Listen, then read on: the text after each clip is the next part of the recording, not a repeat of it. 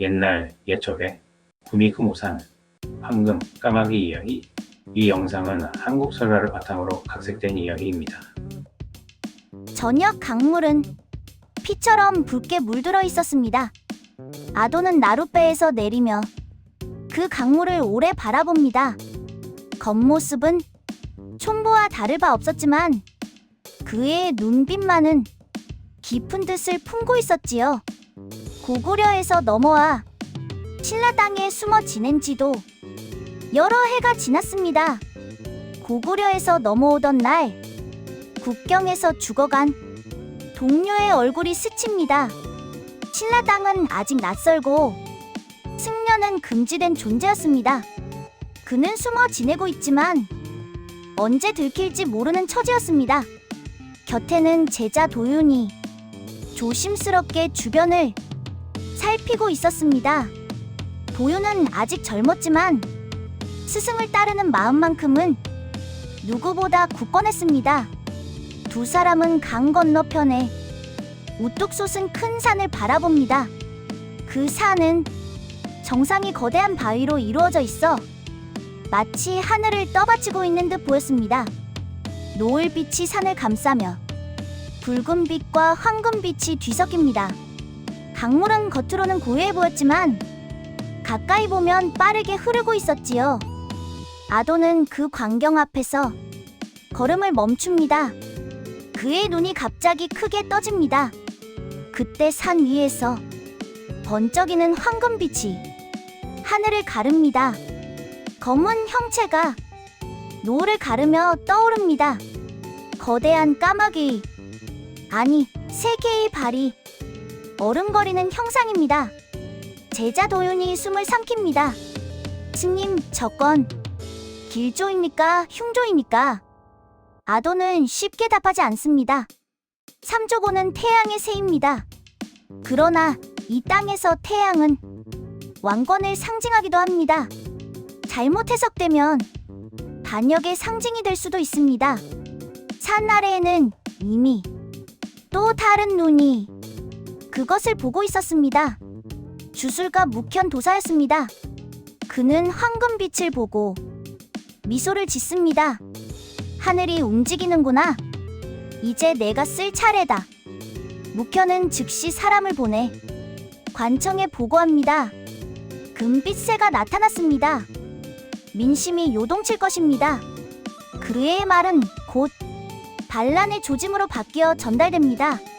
삼조고는 태양의 상징에서 왕을 위협하는 그림자로 변하기 시작합니다. 아도는 아직 그 사실을 모릅니다. 그러나 산을 바라보는 그의 눈빛은 무겁습니다. 빛은 찬란했지만 그 뒤에 몰려오는 먹구름을 느끼고 있었습니다. 이날의 노을은 단순한 노을이 아니었습니다.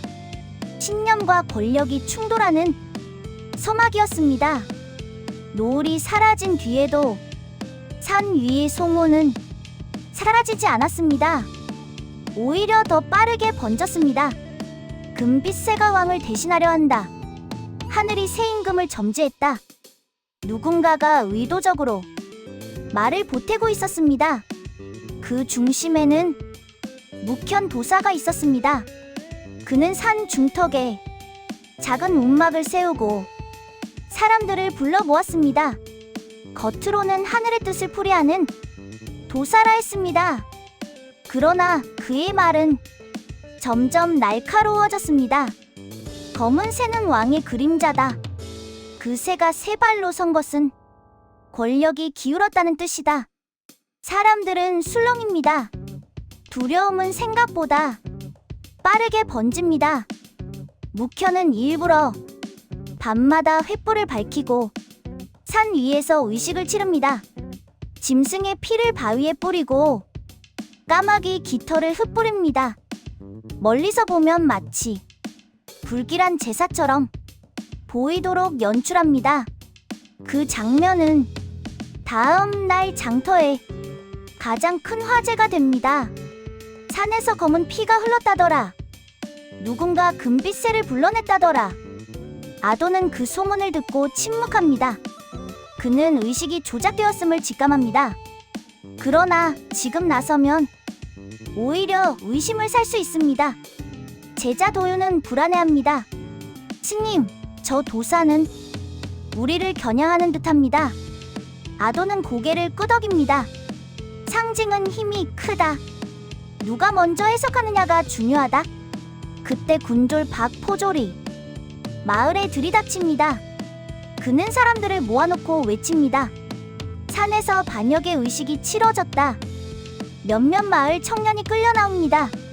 저항도 하지 못한 채 손이 묶입니다. 아이들이 울고 노인들은 고개를 숙입니다. 박포졸은 이름을 묻습니다. 이 산 이야기를 처음 퍼뜨린 자가 누구냐? 묵현은 뒤에서 조용히 지켜보고 있습니다. 그의 눈은 차갑게 빛납니다. 그는 일부러 아도의 이름을 흘립니다. 승려 차림의 검은 사내가 산을 자주 오르내린다 하더이다. 그 말 한마디가 불씨가 됩니다. 사람들의 시선이 천천히 아도에게 향합니다. 도윤의 손이 떨립니다. 스승을 감싸고 싶지만 섣불리 움직일 수 없습니다. 박포졸이 아도 앞에 섭니다. 내가 그 산을 신성하다 말했다지. 아도는 고개를 숙이지 않습니다. 산은 본래 신성한 곳입니다. 짧은 대답이었지만 그 말은 도전처럼 들립니다. 주변 공기가 얼어붙습니다. 묵현은 속으로 미소 짓습니다. 이제 민심은 갈라지기 시작했습니다. 누군가는 아도를 믿고 누군가는 두려움에 등을 돌립니다. 산은 여전히 조용합니다. 그러나 그 아래에서는 이미 전쟁이 시작되었습니다. 보이지 않는 신념의 전쟁이 말입니다. 산을 둘러싼 긴장은 며칠 사이에 폭발하듯 번졌습니다. 박포졸은 체포한 마을 청년 2명을 관아 마당에 세워놓았습니다. 죄목은 산에서 금지된 의식에 참여한 혐의였습니다. 실제로는 아무 증거도 없었습니다. 그러나 두려움은 증거보다 빠르게 사람을 죄인으로 만들었습니다. 마을 사람들은 멀찍이 서서 그 장면을 지켜봅니다. 누구도 나서지 못합니다. 괜히 입을 열었다가 함께 끌려갈 수 있었기 때문입니다. 묵현 도사는 일부러 관아 근처에 나타납니다. 그는 낮은 목소리로 말합니다. 하늘의 뜻을 거스르면 피를 흘리게 됩니다. 그 말은 위협이자 선언이었습니다. 박포졸은 매를 들고 마을 청년을 신문합니다. 누가 금빛새를 불러냈느냐? 마을 청년은 고개를 저을 뿐입니다. 매질이 이어집니다. 그 모습을 본 어머니 최 씨가 울음을 터뜨립니다. 그이는 산에 오른 적도 없습니다. 그러나 그녀의 목소리는 금세 묻힙니다. 아도는 그 광경을 멀리서 지켜봅니다. 그의 얼굴은 굳어 있습니다. 분노가 없지 않지만 함부로 드러낼 수 없습니다. 지금 나서면 상황은 더 악화될 수 있습니다. 제자 도윤이 이를 악물고 말합니다. 스님, 더는 두고 볼 수 없습니다. 아도는 낮게 대답합니다. 지금은 감정으로 움직일 때가 아니다. 그는 상황을 읽고 있었습니다. 묵현은 의도적으로 피를 흘리게 만들고 있었습니다. 피가 흐를수록 사람들은 더 쉽게 두려움에 굴복합니다. 그날 밤 산 위에는 더 큰 횃불이 밝혀집니다.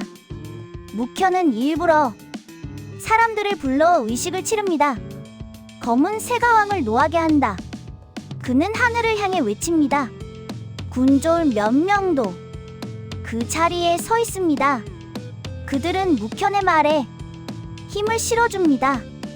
이제 도사는 단순한 주술가가 아니라 권력의 입이 되었습니다. 다음 날 아침, 관청에서 새로운 명이 내려옵니다. 산과 관련된 사상을 퍼뜨린 자를 색출하라. 그 명단에는 아도의 이름이 적혀 있었습니다. 이석이는 그 사실을 알고 깊은 한숨을 쉽니다. 그는 아도를 불러 조용히 말합니다. 이제는 피하기 어렵소. 도윤의 얼굴이 창백해집니다. 마을 사람들도 수군거립니다. 누군가는 아도를 감싸고 누군가는 슬며시 거리를 둡니다. 민심은 갈라졌습니다. 아도는 밤에 홀로 강가에 섭니다. 붉은 달빛이 물 위에 비칩니다. 그는 조용히 중얼거립니다. 빛은 죄가 아니다. 그러나 빛을 두려워하는 마음이 죄를 만든다. 산 위에서는 또다시 북소리가 울립니다. 묵현은 점점 더 크게 하늘을 이용하고 있었습니다. 이 싸움은 이제 단순한 소문의 싸움이 아니었습니다. 누가 사람들의 마음을 차지하느냐의 싸움이 되었습니다. 그리고 그 중심에 아도가 서 있었습니다. 며칠 뒤 관청 앞 마당에는 마을 사람들이 모였습니다. 박포졸은 큰 소리로 외쳤습니다. 금오산에서 반역의 징조를 퍼뜨린 자를 밝힌다. 묵현 도사는 한 걸음 앞으로 나옵니다. 그는 하늘을 향해 손을 들며 말합니다. 태양의 상징을 사사로이 해석한 자가 있다. 그의 시선이 천천히 아도에게 멈춥니다. 사람들의 시선도 함께 이동합니다. 웅성거림이 퍼집니다. 아도는 묶이지 않은 채 앞으로 걸어 나옵니다. 도망치지 않았기 때문입니다. 그의 태도는 담담했습니다. 박포졸이 묻습니다. 내가 삼조고를 말하며 산을 신성하다 하였느냐? 아도는 고개를 끄덕입니다. 산은 본래 신성한 곳입니다. 묵현이 비웃듯 말합니다. 태양은 왕의 상징이다. 그것을 사사로이 해석하면 역심이 된다.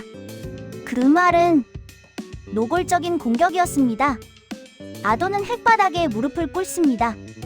그리고 지팡이로 삼조고를 그립니다. 세 개의 발을 또렷하게 그려넣습니다. 이것은 왕을 대신하는 상징이 아닙니다. 하늘과 땅과 사람의 조화를 뜻합니다. 묵현이 날카롭게 되묻습니다. 그렇다면 왜 금빛이 나타났는가? 아도는 산을 바라봅니다. 빛은 늘 있었습니다. 우리가 두려움으로 본 것뿐입니다. 순간 마을 사람들이 술렁입니다. 마을 청년 박 씨가 한 걸음 나섭니다. 우리는 반역을 꾀한 적이 없다. 어머니, 최 씨도 외칩니다. 우리는 그저 살고 싶었을 뿐이다. 박포졸은 분위기가 바뀌는 것을 느낍니다. 그는 묵현을 바라봅니다. 묵현의 표정이 굳어집니다. 이석이가 조용히 입을 엽니다. 증거는 재단뿐이었소. 그러나 그 재단을 만든 자는 밝혀지지 않았다. 사람들의 시선이 다시 묵현에게 향합니다. 그는 잠시 말을 잇지 못합니다. 아도는 마지막으로 말합니다. 하늘은 두려움으로 사람을 묶지 않습니다. 두려움은 사람이 만든 것입니다. 관아 마당은 고요해집니다. 박포졸은 더 이상 밀어붙이지 못합니다. 명확한 반역의 증거가 없었기 때문입니다. 묵현은 이를 악뭅니다. 그의 계획은 완전히 무너지지 않았지만 균열이 생겼습니다. 그날 신문은 끝내 판결 없이 흩어집니다. 그러나 싸움은 끝나지 않았습니다. 묵현은 속으로 결심합니다. 이제는 하늘이 아니라 굶주림을 이용하겠다. 산 위의 노을은 다시 붉게 타오릅니다. 폭풍은 아직 오지 않았습니다.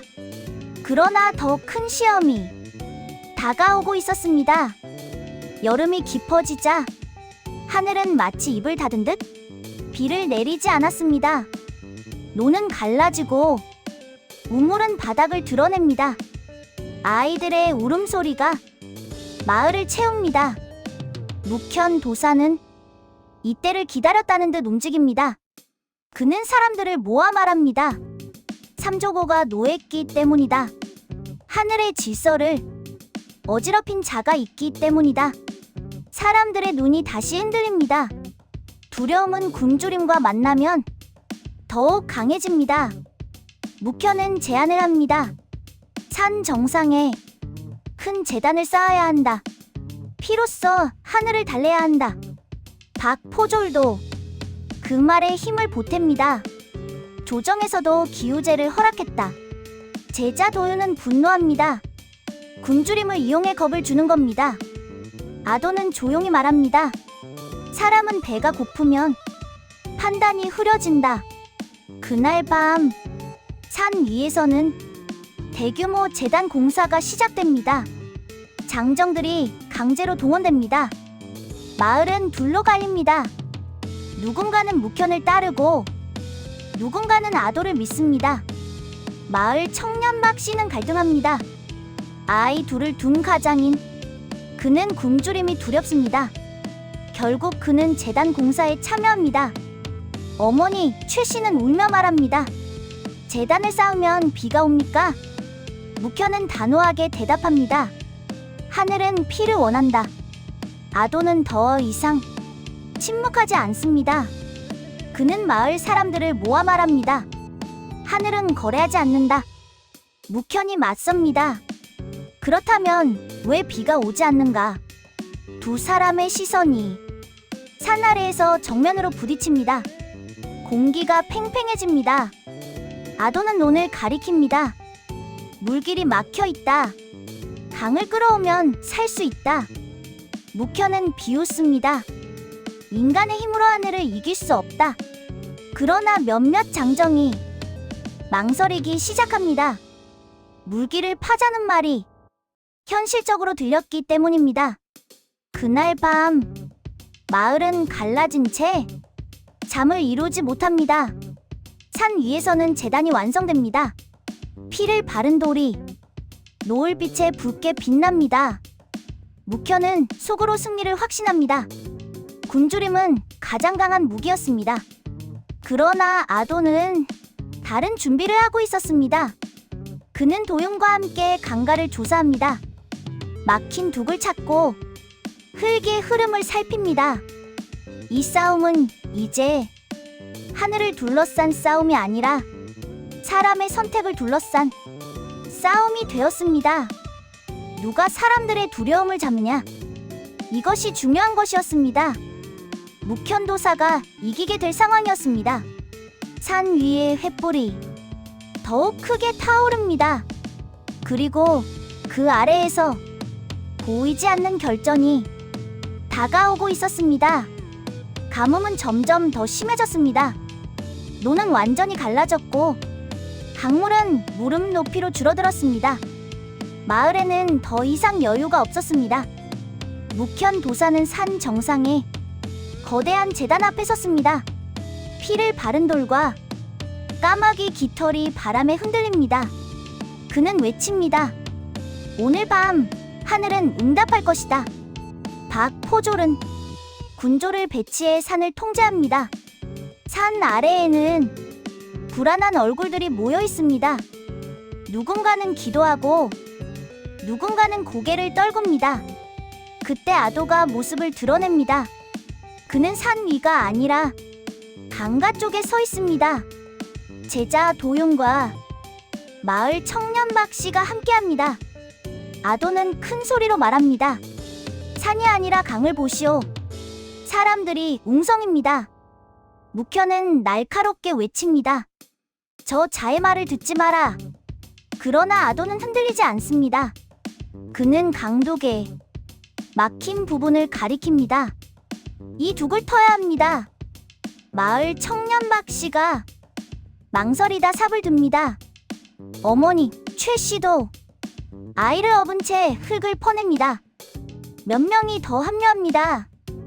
묵현은 분노합니다. 하늘을 거스르는 자들이다. 그는 제단 위에서 북을 칩니다. 둔탁한 소리가 밤하늘에 울립니다. 사람들의 마음이 흔들립니다.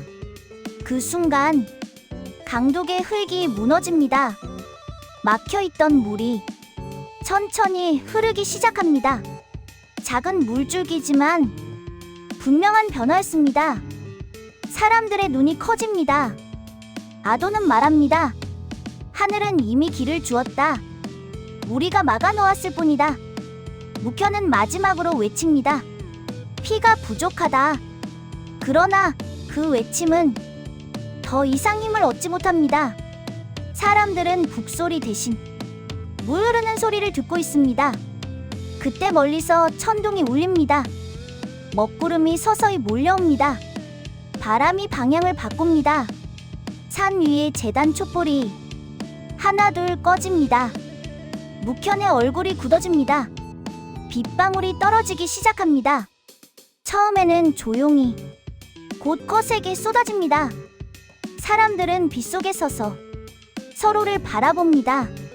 재단이 아니라 서로의 손을 잡고 있습니다. 묵현은 빗속에서 홀로 서 있습니다. 그의 북은 젖어 더 이상 울리지 않습니다. 아도는 말합니다. 하늘은 협박하지 않는다. 사람을 돕는다. 비는 밤새 내립니다.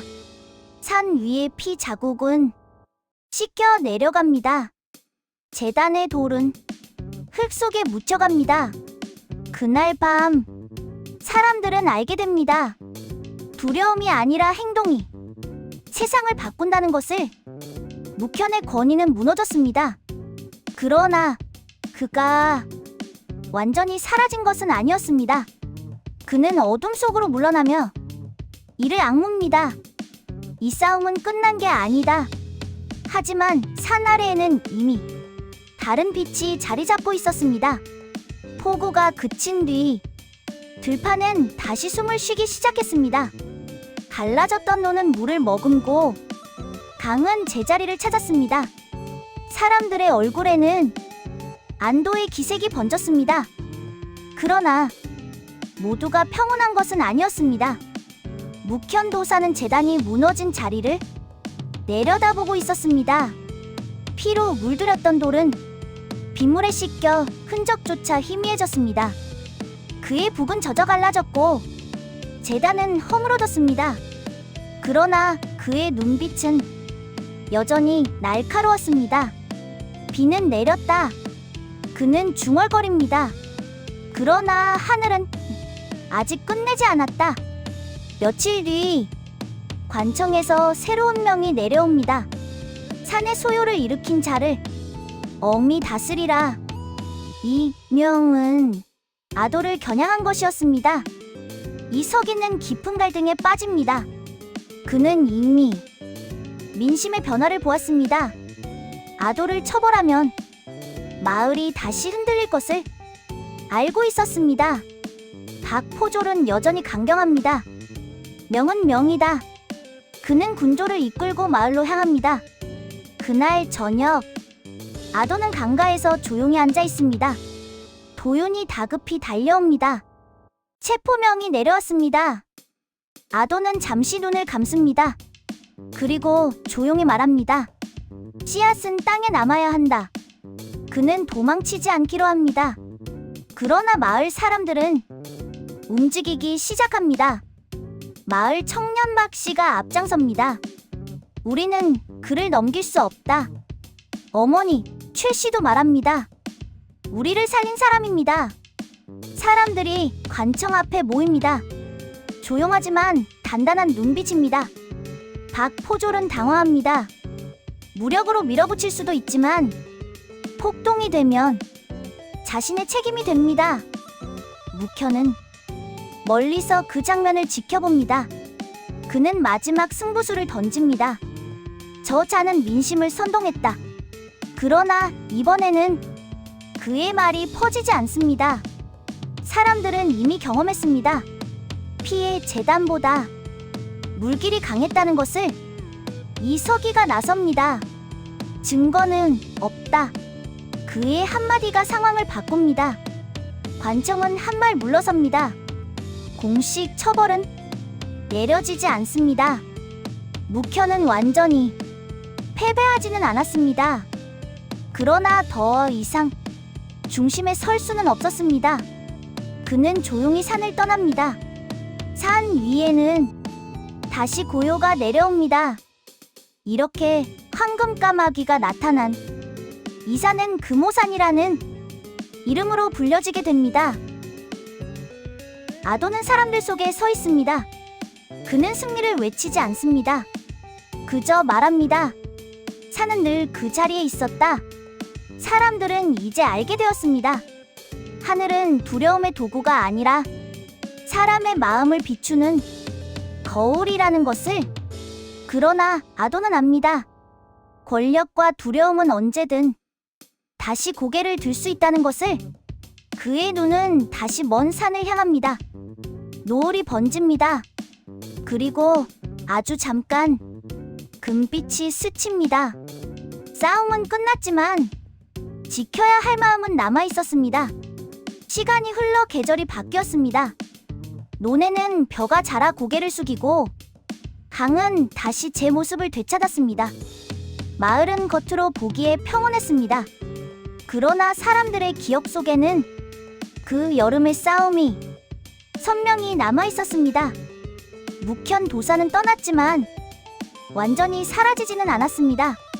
그가 남긴 말과 두려움은 한동안 사람들의 마음을 흔들었습니다. 누군가는 여전히 속으로 묻습니다. 만약 비가 오지 않았다면 어찌 되었을까? 제자 도유는 사람들 앞에서 조심스레 가르침을 전하고 있습니다. 스승의 말투를 닮았지만 자신의 언어로 풀어내기 시작했습니다. 어느 저녁 도윤이 묻습니다. 스님, 왜 떠나지 않으셨습니까? 아도는 산을 바라봅니다. 붉은 노을이 금오산을 감싸고 있습니다. 그는 천천히 말합니다. 떠나면 싸움은 남는다. 남아야 마음이 남는다. 도윤은 그 뜻을 깊이 새겨봅니다.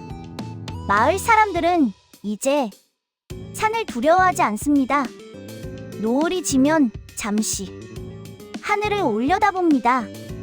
아이들은 금빛의 이야기를 전설처럼 이야기합니다.